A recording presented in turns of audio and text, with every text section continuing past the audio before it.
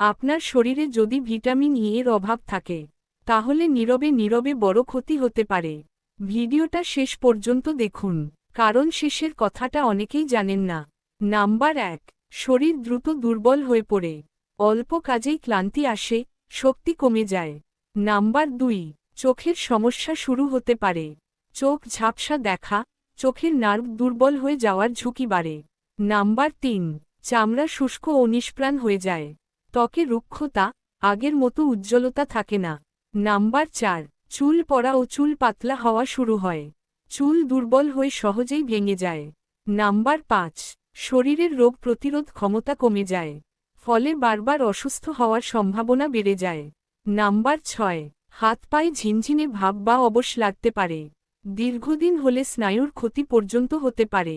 আপনি কি জানতেন, ভিটামিন ই হল একটি শক্তিশালী অ্যান্টিঅক্সিডেন্ট। এর অভাবে শরীর দ্রুত বুড়িয়ে যাওয়ার ঝুঁকিও বেড়ে যায়। যদি এই তথ্যগুলো আপনার কাজে লাগে, তাহলে লাইক করুন, কমেন্টে লিখুন আপনি আগে জানতেন কি না। শেয়ার করুন আপনার বন্ধু ও পরিবারের সাথে। আর এমন গুরুত্বপূর্ণ স্বাস্থ্য বিষয়ক ভিডিও পেতে চ্যানেলটি সাবস্ক্রাইব করতে ভুলবেন না।